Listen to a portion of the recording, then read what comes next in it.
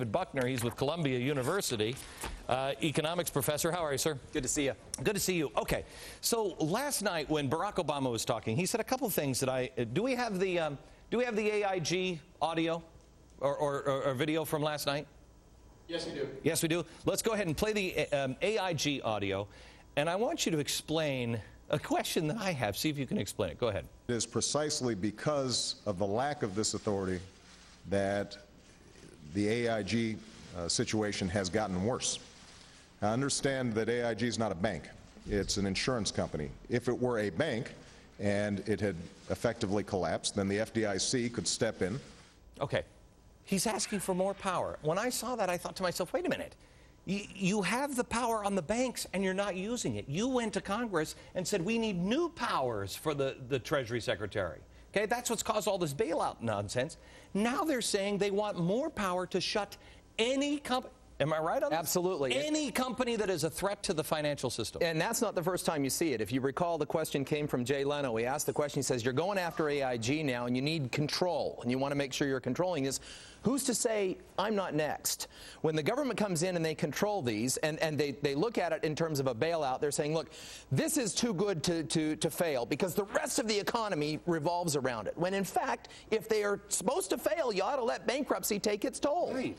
That's what Chapter 11 does, and they wouldn't use it on the banks. So why would they think that they were going to use it on AIG? I mean, it doesn't make any sense. And contextually, when you look at it, AIG, very large company, very substantive in terms of its tentacles into the markets. They're looking at it, but they're not allowing it to thrive. They put their own guy in there, and when they put him in there, they then go in and micromanage him, and then they fault him for all that he's doing, and they point back to the guys 2 years ago. Are you willing to share the story that you shared with me off the air? Yeah. Happy to do so. Okay. I sat down with a group of AIG individuals who quite candidly sat around and looking at the markets and the way they're behaving. They're saying, you know, we're having to go down an environmental, kind of on a field of mines because people are looking at it as if AIG is all these people that did wrong things, when in fact, we're just people working. We've had to, one woman said, I had to make a phone call and make a reservation for some people that were going to go to dinner, and she said, what company? And I had to think twice, because I'm sitting here thinking, how will they perceive me?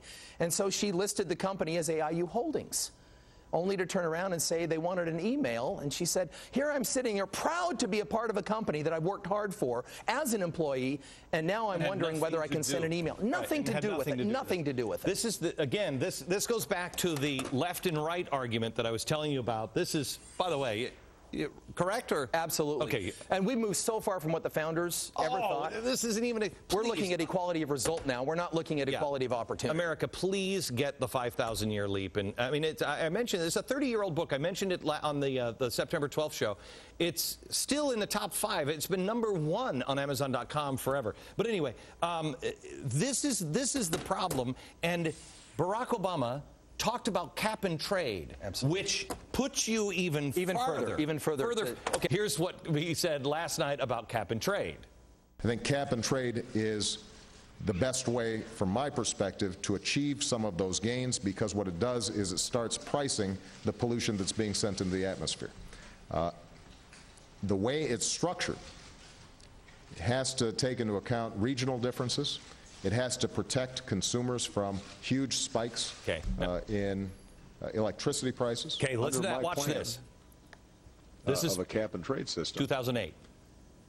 Electricity rates would necessarily skyrocket. Even, regardless of what I say about whether coal is good or bad, because I'm capping greenhouse gases. Coal-powered plants. He just said last night, gas, I need the, go ahead, cut this, please. He just said last night, we don't have all the ins and outs. There's no architecture. Right, there's no architecture. We just want the ability to do this. Yep. There's no architecture on it. But I want to make sure that it doesn't make energy prices rise. No, it's impossible. Impossible. It's impossible. If you create a market and then you regulate the market, the creation of a market means there is a demand for something and there's a price associated with that. That price is going to be passed on to the consumer. It is impossible to create a market where there is no price. That is the nature of a market. Right. Right. Yeah. So he also said, though, last night that we don't have all the architecture. He was completely dishonest when he said, you know, I just want to make sure it doesn't raise energy prices, which that's what it's designed to do. Then it will have to. Yeah. Because it's an incentive to have people Correct. consume less air. Okay. And then the other thing he said was, and he's done this with health care, too, he keeps asking for all of this money without any structure for those things. He did it with health care. He's doing it with cap and trade. Just give me the power to do it. There's no blueprint. There is no blueprint. That's a challenge. As a guy who teaches business at Columbia University, is there any historical point where any smart businessman or anybody ever said, you know what, my house has fallen down and I got to build another one quick, and a construction worker said, you know what, I know you don't have any plans, you don't even have the ground, but give me the money and I'm just going to start building? Try to go to a bank and ask for a loan without a business plan. Try a small business loan without a business plan. Try to get a home without any design, any architect, anything engaged in the process. It doesn't work. Crazy. Okay. It doesn't work. David, thank you very much. Okay. Good to see you.